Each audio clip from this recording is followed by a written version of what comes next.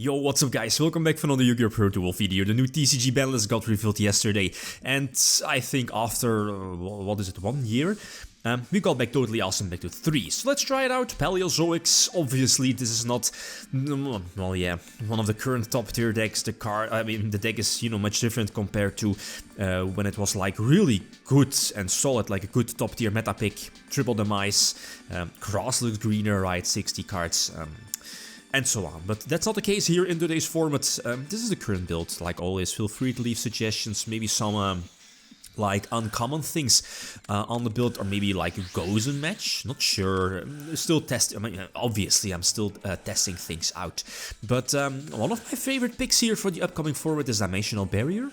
Couple of reasons. Synchro, obviously, Fusion, Invoked, but Virtual World. I mean, the fact that I'm only main decking Double Dimensional Barrier makes it so that it's searchable off of your Trap Trick. That's an option. Kinda shuts down your opponent's extra deck, as does, oh, like Sanctum. It's kinda like Sanctum, you know. And the fact that obviously it's a trap card triggers your Paleos basically for free, and that's the thing, right? It's super flexible also, with little or no downsides. Well, it obviously does have a downside that, well, against decks where Dimensional Barrier is not useful against, it obviously does nothing. But, I mean, on the other hand, there is, stuff like you can call like Synchro, Exceeds, again, that's quite universal, if that makes sense. Fusion as well. So I kind of like the card, but obviously it needs more testing, and it depends on the current TCG format or the upcoming one. But yeah, this should be, I mean, I'm in full control. That's Paleos, right? I mean, that's not going to change for Paleos. Double Toad. I think I still have a third one here in the extra deck, but still sitting on Opabinia and the Anemone, the link to, basically a free monster reborn every turn. Lost Wind is one of my personal decks. When you're like looking up some builds, seeing, some tech choices, I rarely see Lost Winds. It's just one of my personal techs, because again it's a very flexible card, gives you the ability to activate it during your own turn, while at the same time has the ability to negate your opponent's monster effect. So and of course the extra plus, right, if your opponent's special summons something to their side of the field. So a fantastic card, I feel. Then again, it's not as flexible as Impermanence, right? But yeah, that's how it goes. So Toad getting the effect for Devpro. We see a Dark Ruler no more. Infernal Monites, it's definitely still there, right? Infernals, but it's packing less shenanigans, and it's missing like other decks, that they were relying on the Helki Link Cross combo. It's missing the potential, if I'm not mistaken, that before you could go for like Heralds and make sure that your Helki Fibrex play goes through.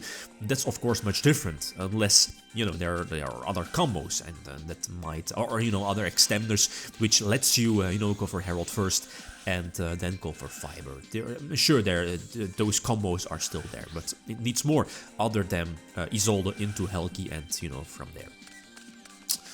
So again, full control of the duel. Anemone, Opabinia, totally awesome. That's like the holy trinity here on my side of the field. The connector is kind of in the way, I guess. There is the Dark Ruler dropping the Gear Freed as well, but that's not that threatening. Again, I have 4 traps, I think.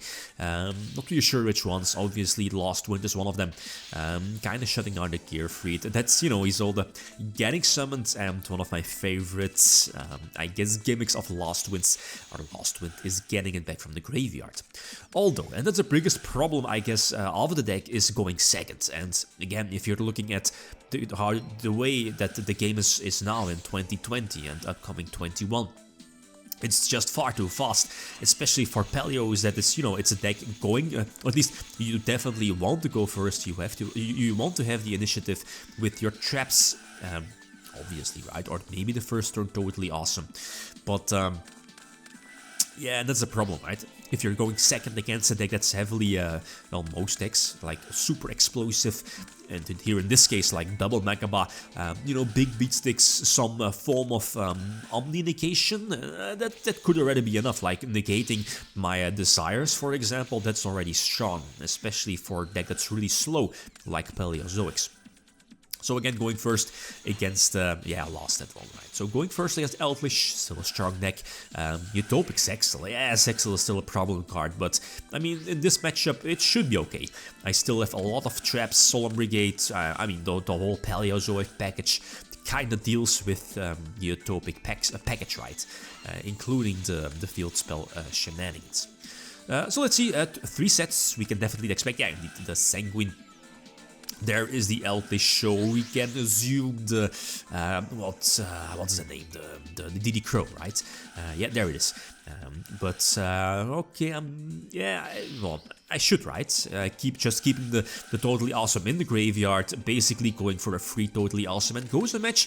Not sure if it's correct for the current or, you know, upcoming TCG format. It needs more testing, needs more of a developed format or meta game to see if you could like really should be main decking goes match. But again, it's one of those cards that it's super flexible, doesn't really hinder your plays. At the same time, again, it's a trap card, you can activate it during your own turn to potentially trigger a Paleo, right? Something that, as you saw in like the quote-unquote side deck, it's not really a real side deck, but those are just cards you could use. I'm not running Reckless Greed, not a huge fan of it anymore, especially without like, you know, like Triple Demise, Card of Demise, Triple Desires, and so on. It's a bit of a bummer. Not sure, but again, it's one of those cards that, you know, could give you more answers immediately while at the same time triggering your Peleos in the graveyard. Yeah, that's, I guess, the upside of the card. Double Toad and Animal Caris, again, pretty much your preferred game state. Multiple negations by Double Toad, Anemone for the multiple Monster Reborns, you know, the one-off Monster Reborn each turn, and Animal Caris to, you know, get an interruption during your opponent's turn, or during both players' turns, actually. Getting a free trap, thanks to the rank 2, yeah indeed, the rank 2, yeah, 3 pluses, as you saw like in the deck build as well, might be strange, like double strike, double warning, but again, it's up to you if you just like no judgment and triple strike, or, you know, triple judgment, no strike. Yeah, I mean, it's again up to you what you want. I'm just going through both. Double strike, double warning, but double judgment, but obviously that needs more testing. Triple Toad, finally, right. Going second against Virtual World.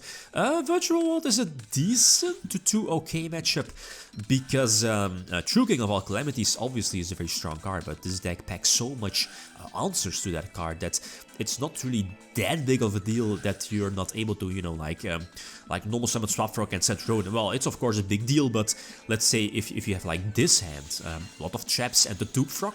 If your opponent has Calamities, then you're like, well, whatever, I can just set my entire hand, basically, and deal with the Calamities during their turn, right? I mean, you're running so many traps, Lost Wind, Dynamicus, the Karma Cut, right, for Paleos, Dimensional Barrier, which you might want to keep for your own turn, depends. Couple of options. I opt to go for Lost Wind because we can, I think, expect indeed another like extra summon, or at least special summon, right, from the extra deck. So Lost Wind, get it back from the graveyard, basically a free plus for next turn. Dynamicic is on the Virtual World Synchro again because of the Microcosmos effect, and I obviously want to search Swapfrog. Obviously, I want to get out another Paleo in the graveyard, so I'm going to take up some damage. That's all fine, but their trap card is something that I really need to get off the field. I kind of lose a Paleo in the graveyard here because of the chain of the face-up continuous trap as well, but it's fine. Okay, this was one of the duels I think where I make 2 misclicks because I was distracted, and earlier that was one of them. Not you know, chaining, was it against or to the Last Wind? I believe it was to the Last Wind, not chaining one of the Paleos in the graveyard. Again, distracted. You know how it goes. Right-clicking the screen while, you know, you want to change something, but yeah, whatever. I mean, I'm in control of the duel pretty much. The Ogre does hurt, preventing me from searching, I believe, my last copy of Devpro, so getting back a Swapfrog, but again, the Anemone is still on the field. There is still the Impermanence, again, prevent the Virtual World deck to kind of establish its board. You know, I'm not really sure if we know the card in hand. But Zeus is definitely a problem. I need to force it out, so going for Toad eventually would force it out. Zeus indeed is activated, but that triggers Dupe, so again, this should be my duel, right? Zeus is not threatening, and I'm not sure if that at this point we know the card in hand. Obviously we see it now, but I mean, we can go for some standard plays again. Opabinia, here is the second misplay. Again, distracted, not paying attention, not having, you know, obviously, I mean, yeah, the second, or at least another, or one copy of any Paleo in the graveyard for the Book of the Moon. But again, not that big of a deal. Last win again, saving the day. And next turn I can just go for a game. Some small errors on my behalf, but I have a good explanation for that. That's fine. So Master Boy for the extra attack boost, well, not for Paleos, but I mean for something like Toad to give me the necessary attack boost, and at the same time Eleanor Karis to, you know, getting rid of like big threats against my opponent, from my opponent, and both Barrier and Canadia will just interrupt any of my opponent's plays. And Canadia already is very strong, just put their monster already face down, so again prevent their virtual world cards from triggering, right? So Coral Dragon is cool, not giving the necessary, I believe, desires, yeah, not live. That sucks. Last example against Zodiacs, I believe going first. This is a decent hand. We saw Lost Wind, not really sure which other cards, but no swap to immediately, you know, get the initiative going, or get the engine going, right? So we can expect a Zeus. So again, using Nadomysticus to basically set up at least one Paleo in the graveyard, trap trick away. Indeed, yeah, just going for the Mystical Space Typhoon, which indeed I'm going to keep. Reasons? Not sure. I mean, obviously you could like activate it during the end phase, but I didn't really see a reasoning, right? I do miss the strike here in this case, and that's a problem. Okay, I can bag the Ronin Toad and put it in defense position. Not sure that might be like a dangerous play, especially against like Zodiacs. Again, their Whiptail to get, you know, banish your opponent's stuff when it's like attached to one of the materials of a Zodiac monster. Again, Zeus is in the back of my mind. Dryden is not that threatening, but Whiptail it is. And so yeah, I definitely need to impermanence that. Trident is going to pop. Not sure if the Ram is going to pay. Oh, okay, it's an extra Exceed monster, I guess. Yeah, okay, yeah, okay, yeah, Zeus is definitely, yeah, because of the Whiptail, indeed.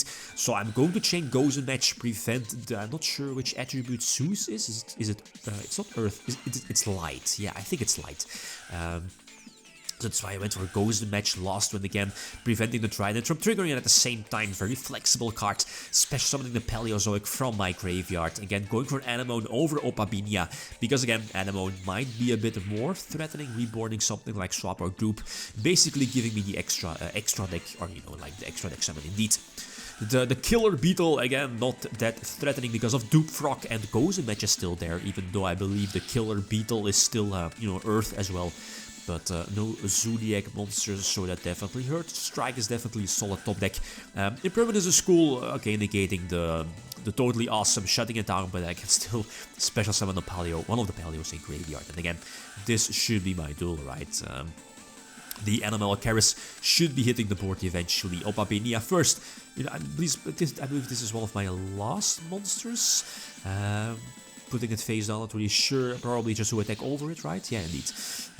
So Ram also hitting the board, not that threatening again. The Whiptail also just going to attack over that one. Set strike, and that's basically GG, right? Basically game over. Yep, the Ash Balls are not helping. So Paleos, it's a very fun deck, but in today's format, the other decks are just fast, are much faster, and you really want to go first with this deck. Other options you see in your extra deck, like maybe the Anaconda, Crackdowns, maybe like more Solemn Sphinx Griefing, are all definitely options. Okay, guys, that's it. Thanks for watching. Feel free to leave a comment or like if you enjoyed the video. Lithium signing out. Peace.